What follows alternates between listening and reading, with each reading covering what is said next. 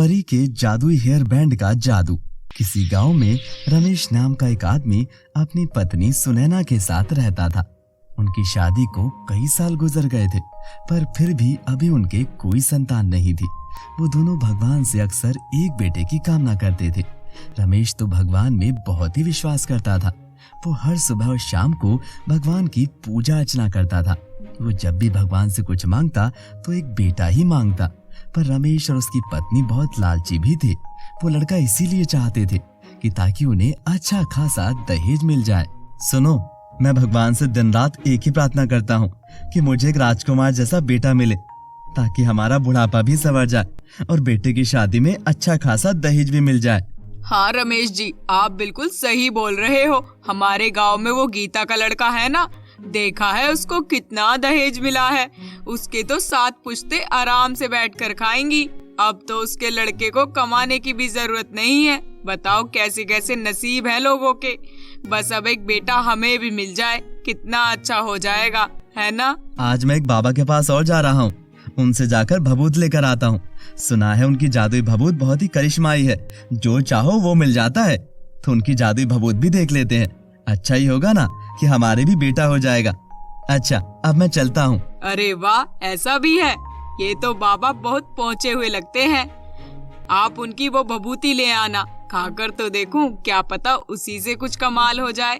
मगर जल्दी से वापस लौट आना। ठीक है भाग्यवान, आ जाऊंगा। और रमेश बाबा के पास चला जाता है। उन बाबा के आश्रम में सच में बहुत लोगों की भीड़ थी। बहुत सारे लोग लाइन में लगे हुए थे।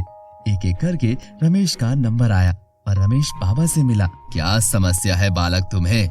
बाबा, मुझे एक बेटा चाहिए। बस एक बेटे की ही आस है। वो अगर पूरी हो जाए तो मैं धन्य हो जाऊंगा। मैंने आपका बहुत नाम सुना है बाबा।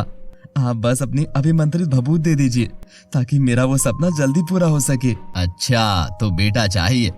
तू सही जगह आया है, चिंता मत कर, तेरे सारे दुख दूर हो जाएंगे। ये ले, ये है मेरी भभूत। इसे तू अपनी पत्नी को सुबह शाम दूध में मिलाकर पीने को बोल देना। फिर देखना कैसे 9 महीने बाद तेरे घर में एक बेटे की किलकारी गूंजती है। धन्यवाद बाबा। रमेश बाबा से उनकी भभूत लेकर आ जाता है और उसे अपनी पत्नी को रोज सुबह शाम दूध में डालकर पिला देता है। अब तो बस उस बाबा जी की ही कृपा है, वो बस मेरा ये अधूरा सपना जल्दी पूरा कर दें। कुछ ही समय में सुनैना माँ बनने वाली होती है। सुनैना, देखना, हमें एक राजकुमार जैसा ही बेटा मिलेगा। भगवान मेरी इच्छा जरूर पूरी कर देंगे, मुझे पूरा यकीन है। हाँ, मुझे भी पूरा विश्वास है। कुछ समय बीत जाता है और सुनैना को एक लड़की होती है। दोनों पति पत्नी उसे देखकर बहुत ही हैरान हो जाते हैं कि उन्हें एक लड़की हुई है। दिखने में वो लड़की काफी सुंदर थी, पर रमेश इस बात से दुखी था कि काश उसे एक लड़का हो जाता। आप उदास क्यों हैं? देखो ना कैसी राजकुमारी जैसी बच्ची है हमारी। भगवान हमें एक लड़की देना चाहते थे, तो आप इस बात से उदास क्यों हैं? क्या पता अगली दफा हमें लड़का मिले। आप उदास क्यों हो रहे हो? मैं भी यही सोचती थी कि काश लड़का ही हो जाता तो कितना अच्छा होता। पर जब इसका प्यारा सा चेहरा देखती हूँ तो सोचती हूँ भगवान ने इसे हमें कुछ सोच समझ कर ही दिया होगा। सुनैना, तुम ठीक कहती हो। ये बच्ची सच में बहुत प्यारी है, बिल्कुल राजकुमारी जैसी लगती है। मुझे उदास नहीं होना चाहिए, लेकिन क्या करूँ, एक बेटे की जो आस थी मन में वो जाती ही नहीं। पर जो किस्मत में लिखा होता है उसे भला कौन टाल सकता है। इसलिए अब जो भी हो, हमें अपनी बेटी की अच्छी परवरिश करनी चाहिए। दोनों मिलकर उस बच्ची का नाम प्रिया रख देते हैं और उसे बहुत प्यार से पालते हैं। उसका अच्छे से ख्याल रखते हैं। सभी गांव वाले प्रिया की सुंदरता की बहुत तारीफ किया करते थे, जिस वजह से सुनैना और रमेश बहुत खुश होते हैं। समय बीता और सुनैना फिर से माँ बनने वाली थी। दोनों बहुत खुश थे कि इस बार उन्हें एक लड़का मिलेगा, मगर इस बार भी उन्हें एक लड़की ही मिली और वो दिखने में बहुत ही बदसूरत थी, जिस वजह से दोनों उसे पसंद भी नहीं करते थे और उसे देखना भी नहीं चाहते थे। उससे बहुत खींचे खींचे से रहते थे। प्रिया भी अपने माँ बाप का ये बर्ताव देखती थी, इसीलिए एक दिन उसने अपनी माँ से पूछा, क्या बात है माँ, आप मेरी बहन को प्यार क्यों नहीं करती हो और उसे ठीक से देखना भी पसंद नहीं करती हो? क्या बात है माँ, क्या बात है पिताजी? बेटी, उससे देखो, वो कितनी बदसूरत दिखाई देती है और एक तुम हो कितनी सुंदर। जहाँ सभी गांव वाले तुम्हारी सुंदरता की तारीफ करते हैं, प्रशंसा करते हैं, वहीं इसे देखकर वो हमारा मजाक बनाते हैं। पिताजी, आप ऐसी बातें कैसे कर सकते हो? वो भी तो आपकी बेटी है। अगर आप ही उसके बारे में ऐसा सोचोगे तो फिर वो बेचारी कहाँ जाएगी? माँ, आप भी अपनी छोटी सी बेटी के साथ ऐसा कर रही हो? क्या कोई भी माँ ऐसा करती होगी जैसे कि आप कर रही हो? रमेश और सुनैना बहुत ही सोचते हैं कि अगर वो इसे अपने साथ रखेंगे तो गांव वाले जरूर उनका मजाक बना देंगे और फिर उन्हें बहुत बेइज्जत करेंगे। दोनों बहुत सोचते हैं। सुनैना रमेश से कहती है, देखो जी, मैं तो इस बेटी को पाल नहीं सकती। एक तो ना ये दिखने में अच्छी है और ना कुछ और। मैं तो इससे छुटकारा पाना चाहती हूँ। क्यों ना हम आज रात इसे कहीं जंगल में छोड़ आए, किसी को पता भी नहीं चलेगा और हमें इससे छुटकारा भी मिल जाएगा। क्यों जी, क्या सोचते हो? हाँ, तुम सही बोल रही हो। अब बस एक यही तरीका रह गया है हमारे पास। अगर हमने ये नहीं किया तो सभी लोग हमारा मजाक बना कर रख देंगे और इसकी वजह से हमें नीचा दिखाएंगे। और तो और इसकी कल शादी भी करनी होगी और शादी में भी तो बहुत खर्चा आएगा। चलो, अपनी बड़ी बेटी प्रिया तो सुंदर है, उसे तो कोई पसंद कर ही लेगा, तो दहेज नहीं देना होगा। पर इसकी बदसूरती छुपाने के लिए हमें लड़के वालों को अच्छा खासा दहेज भी देना होगा। और इतने पैसे मैं लाऊंगा कहाँ से? नहीं, मैं इस काली कलूटी को अपनी बेटी नहीं मानता और ना इसे अपने साथ रखना चाहता हूँ। आज रात इसका इंतजाम करते हैं।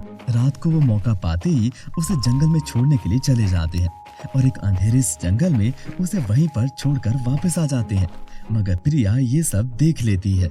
इन्होंने मेरी बहन के साथ अच्छा नहीं किया। वो बेचारी तो छोटी है, मैं उसकी बड़ी बहन हूँ। मुझे तो उसके लिए कुछ करना चाहिए।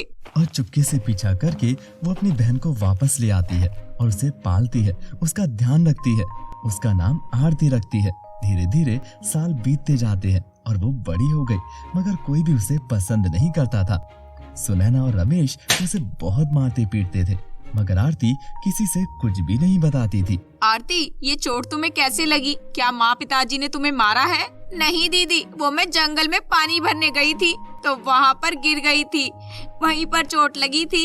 ये माँ पिताजी तो मुझे कुछ कहते ही नहीं है, वो बहुत प्यार करते हैं मुझसे। आरती, मैं तुम्हारी बड़ी बहन हूँ, मैं जानती हूँ कि माँ बाबा तुझसे कितना प्यार करते हैं। तुम मुझसे छुपाने की कोशिश मत करो, मैं सब समझती हूँ कि तुम्हें ये चोटें कैसे आई हैं। प्रिया के स्कूल जाने के बाद सुनैना आरती को मारती रहती और उससे काम करवाती। वो बहुत छोटी थी और काम करने की वजह से बहुत कमजोर भी हो चुकी थी। सुनैना उसे खाना भी नहीं देती थी, वो बस प्रिया से ही प्यार करती थी क्योंकि वो बहुत ही सुंदर थी। ऐसे ही एक दिन की बात है। आरती, जाकर मेरे लिए तेल गरम करके ले आ और मेरे सिर की अच्छे से मालिश कर दे। अभी लाई माँ। आरती गर्म तेल करके ले आती है। तभी गलती से वो तेल जरा सा सुनैना के हाथ पर गिर जाता है। हाय रे, मार दिया। क्यों कलमुही, तू मुझे जलाना चाहती है क्या? नहीं माँ, वो गलती से गिर गया। मैं भला ऐसे जानबूझकर क्यों करूँगी? क्योंकि मैं तुझसे रोज इतना काम जो करवाती हूँ इसलिए। और अब जब तूने ये गलती कर ही दी है तो तुझे इसकी सजा जरूर मिलकर रहेगी। सुनैना सामने पड़ी डंडी उठाती है और उससे आरती को मारने लगती है। माँ छोड़ दो, मत मारो। तू बहुत ढीठ हो गई है, तुझे तो सबक सिखाना ही पड़ेगा। ऐसे कहाँ बाज आएगी तू? सुनैना आरती को बहुत बुरी तरह से मार मार के अधमरा कर देती है और उसे घर से निकाल देती है। चल निकल जा यहाँ से, और आज के बाद अपना ये मनहूस चेहरा मुझे मत दिखाना, समझी तू? आरती इसके बाद रोती हुई जंगल की तरफ चली जाती है और वहाँ जाकर रोने लगती है। पास में ही एक नदी बह रही थी जिसमें से एक मछली पानी से बाहर निकल आती है और किनारे पर आकर तड़पने लगती है। आरती की जब उस पर नजर पड़ती है तो आरती कहती है, अरे ये मछली तो पानी से बाहर आकर तड़प रही है, इसे पानी में दोबारा छोड़ देना चाहिए, कहीं बेचारी मर ना जाए। आरती उस मछली को फिर से पानी में डाल देती है। ए छोटी मछली, मेरी जिंदगी में तो कभी कोई खुशी नहीं आई, पर तुम हमेशा खुश रहना अपने परिवार के साथ। आज मैं भी अपनी जिंदगी खत्म कर दूंगी क्योंकि मैं तंग आ गई हूँ अपनी जिंदगी से। मेरे माँ बाप के ऊपर मैं एक बोझ के सिवा कुछ भी नहीं हूँ।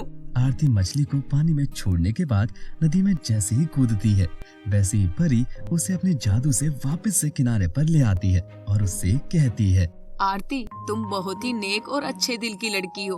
तुमने अभी मेरी जान बचाई और इसीलिए अब मेरा फर्ज है कि मैं तुम्हारे लिए कुछ करूं। अब तुम उदास मत हो, मैं तुम्हारे सारे दुख दूर करने के लिए आई हूँ। आप कौन हो और क्यों मेरी मदद करना चाहती हो? मैं एक जादुई परी हूँ और मैं तुम्हें ये एक जादुई हेयर बैंड देना चाहती हूँ।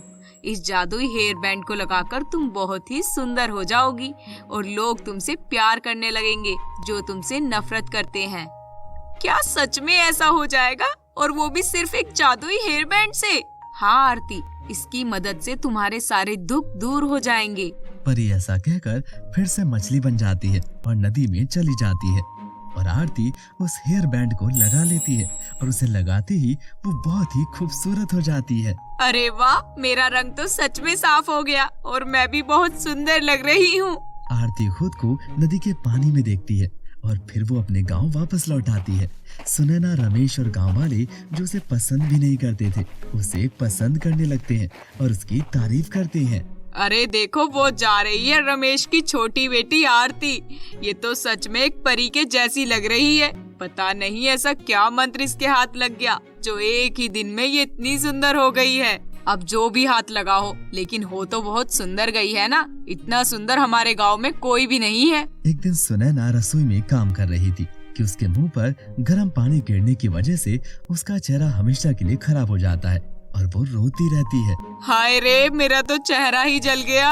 अब मैं क्या करूँगी, इतनी बुरी शक्ल हो गई है मेरी। अपनी माँ को देखकर आरती अपनी माँ के पास आती है और कहती है, माँ आप उदास मत होइए, आप पहले से भी बहुत सुंदर हो जाओगी।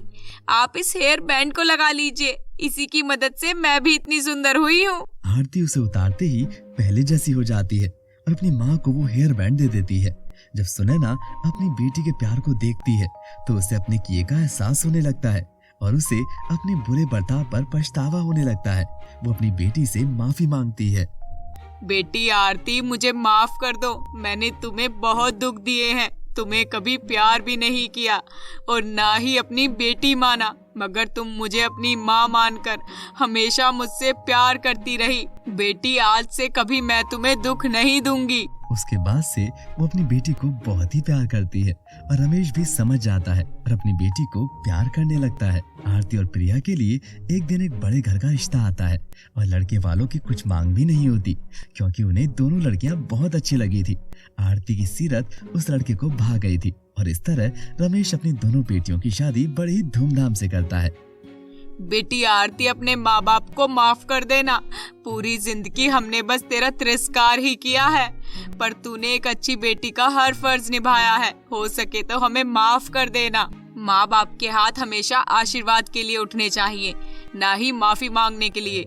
ऐसी ही और वीडियोस के लिए हमारे चैनल को सब्सक्राइब करें और बेल आइकन दबाना ना भूलें।